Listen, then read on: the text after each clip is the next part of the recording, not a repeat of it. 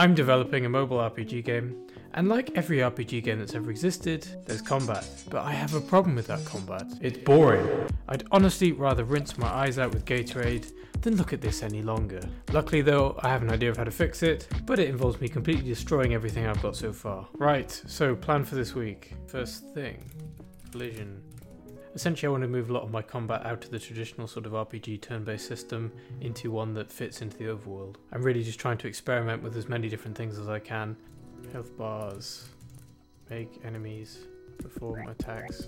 Obviously I need that, and it's just going to be a basic system at the moment. I think that makes sense. If I can get all these things done by the end of the week, then I'll be happy. So, let us begin. Game currently looks like this. You walk around the world, there are some enemies every now and again. You collide with them and they go down the bottom. So this has to change. So I'm going to have a selection of moves down here. You press buttons and you perform attacks. So you can see that the player now has a sort of red bounding box around them. This is for the collision detection, for damage. If you go near an enemy, it destroys them. It said applying 5 damage. This is just a check of the collision system, but I'm happy with that. I wasn't actually expecting to get that done today. Unfortunately, it's a bit horrible because it's based around something that isn't the entity component system. It's just this class I've bodged together. I originally wasn't thinking that I was going to need all this. I wouldn't need something the size of the entity component system for what I was originally planning for the overworld, but that's completely out the window now. But for now, it's fine. I would quite like to get health working, but I'd also quite like to go to bed as I'm a bit tired. So maybe I'll just do this tomorrow. So I completely forgot, but turns out there was a coronation and I ended up having to attend that with family. So I tried to do a bit of work when I was there, but it was mostly just me fixing stuff. So I've come to the realization that I'm going to have to do the entity component system work first in order to get some of this other stuff working. So let's do that now. Okay, made a bit of progress. So I've now got the entities based around the entity component system. It could be improved, but it could always be improved. Like, what's that? I don't know what that is. Okay, I crashed it.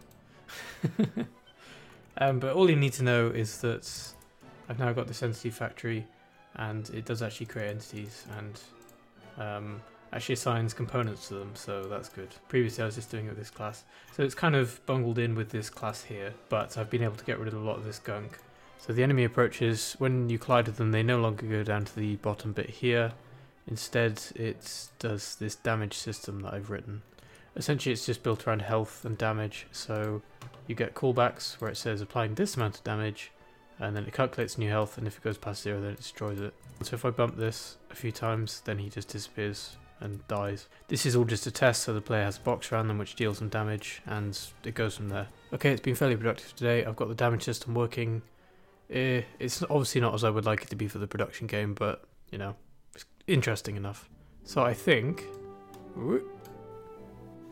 done. Anyway, so for tomorrow, engage cool transition. Alright. Okay, so I think the thing I want to focus on today is these buttons to perform attacks. This whole bit down here is just wasted space now, as I'm not actually using it, so that can go. And I don't really know what to do with these items. I'm not quite sure I like the actual system of how the items work. Okay, I've now got a load of buttons down the bottom that time out in this sort of way. They don't actually trigger any moves at the moment though, so do that next. Well. Progress, imagine that. So I've now got a system where if you press a move, you get the damage box appears momentarily, and this does actually cause damage now. So you walk over to an enemy and do a move and it will do some damage to them. Obviously I think I'll need to fiddle with the recharge timers because it's a bit... But no, I'm pleased with that. I think the next step will be actually add some moves and make them interesting. So let's do it. Alright, the night has come. It's dark. Almost as dark as the depths of my soul. So I've wrapped up some of the code for the projectiles into a more sort of coherent place. I've now got names for moves and you can just perform them like this. So some of them are a bit bigger. So the idea with this is that it's going to be a bit of an area attack. Oh look, it crashed. Why did it do that? Okay, so what's interesting about this is it seems it didn't crash. It just fell into some sort of infinite loop. Okay, so I seem to have found a potential infinite loop in Calibri GUI.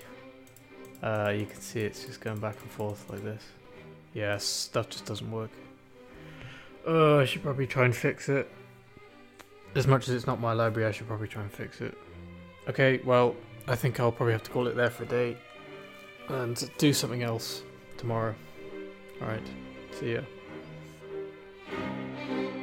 Well, today was mostly a write-off. I ended up spending most of the time just dealing with engine stuff. So what I added was that you can now press the arrow keys on the keyboard and it will perform an attack like this. So that's good. Previously it was just a bit of a nightmare to have to press the buttons each time on desktop. But it led me down this rabbit hole of like things were wrong in the engine. It's to do with like SDLs, key codes versus scan codes and some other things. Long and short, I switched some arrays to maps and stuff works now. So as far as I'm concerned, buttons to perform attacks in the overworld, like they don't look amazing, but they work functionally, so whoop, off you go. So tomorrow I think I'll do the health bars. That's actually going to be fun. I'm looking forward to doing that. Okay, so I know I said I would do the health bar thing, but I haven't actually started on that yet. I'm currently tied up trying to fix that GUI issue from before. Essentially, I want to get the fix upstreamed into the library. But that means I have to do some extra work, like I have to make sure that all the other contributors are okay with that. And I'm trying to get it in a way that I can reproduce it. Morning.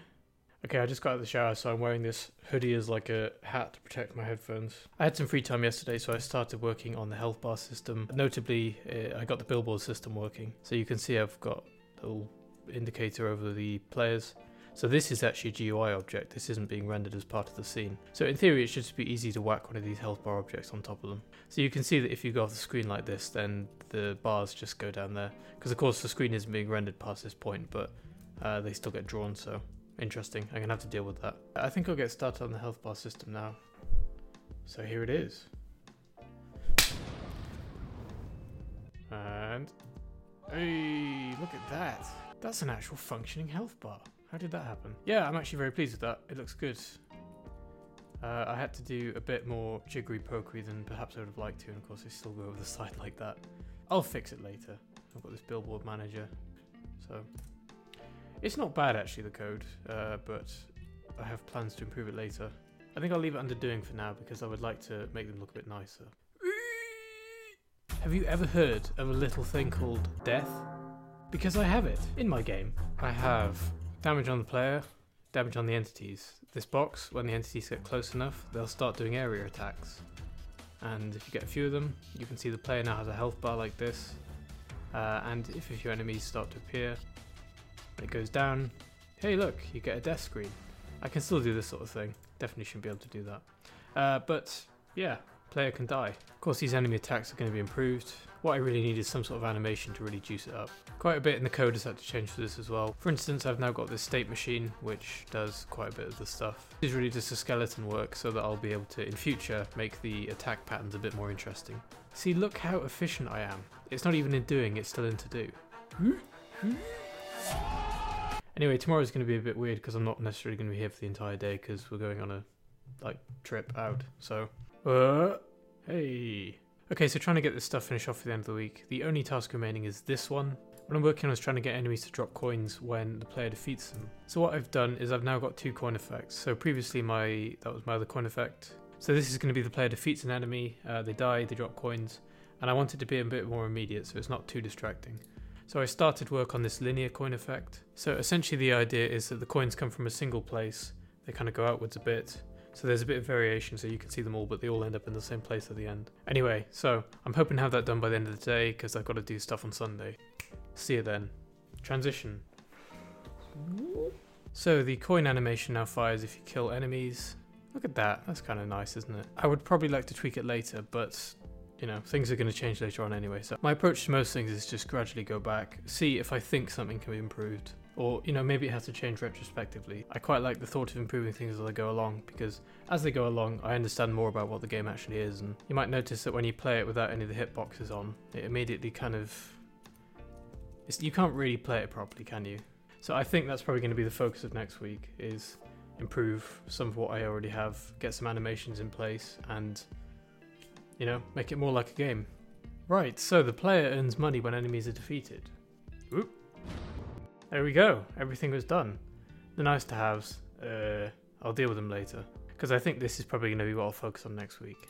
I think my plan for things going forward is just going to be gameplay, every single opportunity, gameplay. If it's not fun, then it's not a game, is it? So that's my plan. I know I mentioned last week that I was going to work on the world scene code. The reason I didn't do that was just because I felt I needed to get on with the gameplay. I know how the world scene is going to work from a gameplay perspective. I think there's quite a few things in the exploration that I still need to figure out. So yes, my intention is to make the game as absolutely fun as possible and then go backwards, and that's the point where I would start adding items and improving the animations and all that sort of thing. I don't actually have an outro planned, so subscribe.